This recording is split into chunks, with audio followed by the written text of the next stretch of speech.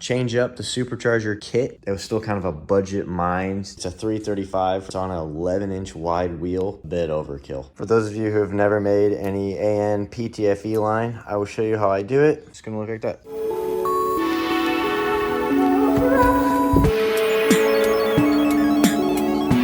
These two cars are usually not next to each other.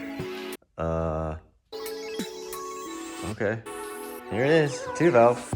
I guess I kind of answered the question for some of you guys that wonder if I still have the car. Yep. Just been doing a lot of work to this. I couldn't tell you the last time this car was in this garage. The last few jobs I've done have been in our front garage. I haven't worked on it in here since I was probably in like high school. Had to have probably been when I did my long tube headers and put a new clutch in. Yeah, I neglect this car too much. I would like to do a few things under the hood. I would like to change a few things with this car. I would actually like to do quite a few things with this car, make it cleaner. In terms of underneath the hood, I would maybe even like to rebuild the engine. Just have it fresh, ready to go in case I do want to up the boost on it. I also honestly want to make this a little more driver friendly. The clutch is really stiff on it. It's not the most enjoyable thing whenever you're driving, especially if I'm going on a cruise and there's like stop and go traffic on these cruises that I go on. So I'd like to maybe even put a hydraulic clutch in it. I went a certain route when I first had it. I went and supercharged it. I wanted to make this car really fast. This was before I had another project. This is gonna be the one that just kind of gets all the obnoxious stuff done to it. This one I kind of want to take a step back. I would like to soften this suspension a little more. I have it on a stiffest mode it can go on, and that is also very uncomfortable driving. It's really bumpy. It's gotta be hard on the chassis. It's gotta be hard on everything. I need to get smaller tires. These are really big. They look cool from the back. I'm still gonna keep it big. Keep that kind of that stance look. I want it more comfortable, and this tire's honestly, it's just obnoxious. There's really no reason for this. It's a 335 for those of you that don't know, and it's on an 11-inch wide wheel. So we'll probably put a smaller tire, maybe a 315. That 315 is still big enough. That's what she said.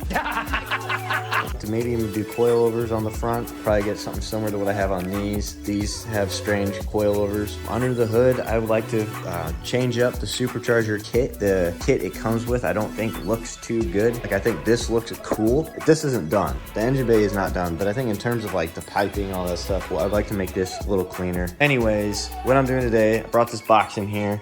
This is just some more AN line. I have so much AN hose. It's actually kind of nice to have all this now. This is dash 6. That is PTFE. This is PTFE hose.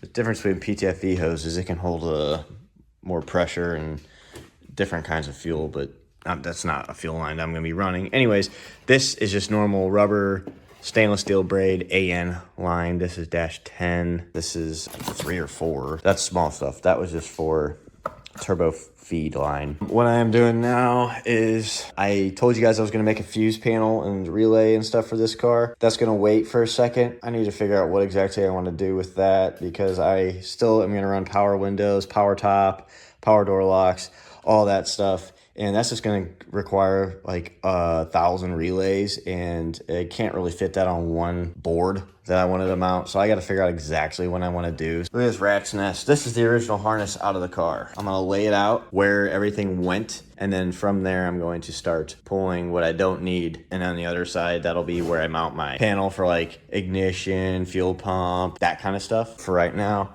this dash 6 line is for my transmission cooling.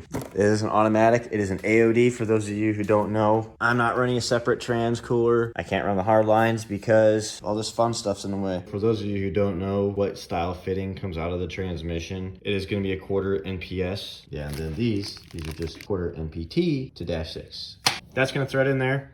Another one will thread in the bottom. I run a 90.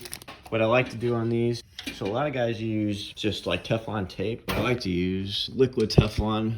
It's the same material as the tape. I found that if you have a leak, this stuff usually won't leak.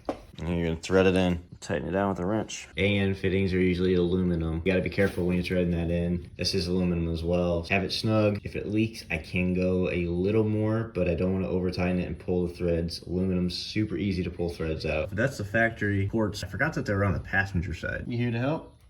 These are ORB threads, which means O-ring base. This actually, you don't really need any sealer. It seals with that O-ring. Just you have to make sure it bottoms out on that O-ring. Thread this into the transmission and show you what it looks like. And fittings are now in. I want to route it to the radiator. I don't want to come too close to the headers because I don't want them to get too hot, and I also don't want it too low to the ground. Got one line made. I'm gonna get this routed from the transmission to the radiator, and then I will show you guys how I make these lines. These are just a compression fit. This is how it looks after you cut it. When you take apart one of these fittings, it's gonna be this sleeve. The sleeve and slide over the PTFE portion. Before you do all that though, you want to make sure you slide this nut on. After that sleeve is on, you're going to take this, you're going to push it inside of there, tighten the nut, and what that does is it compresses it and it makes a nice seal.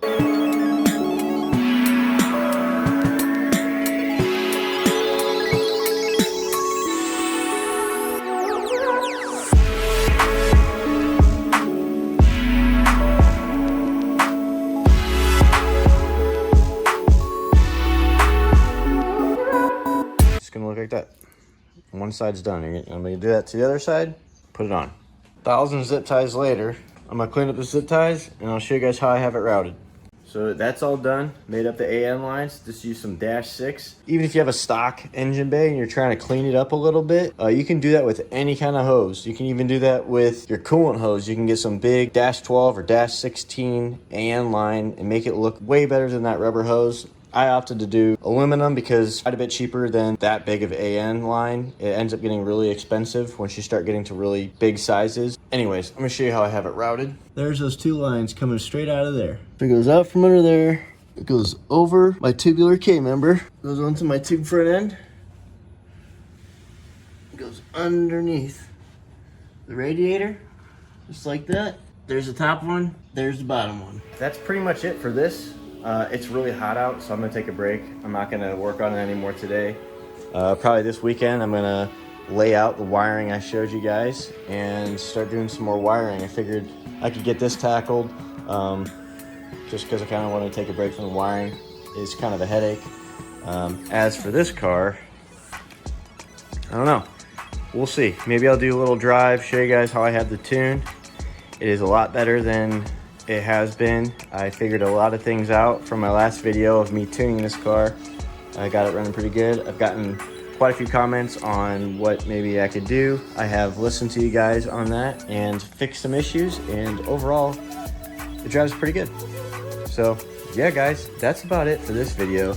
And I just want to say thanks for watching, and peace out.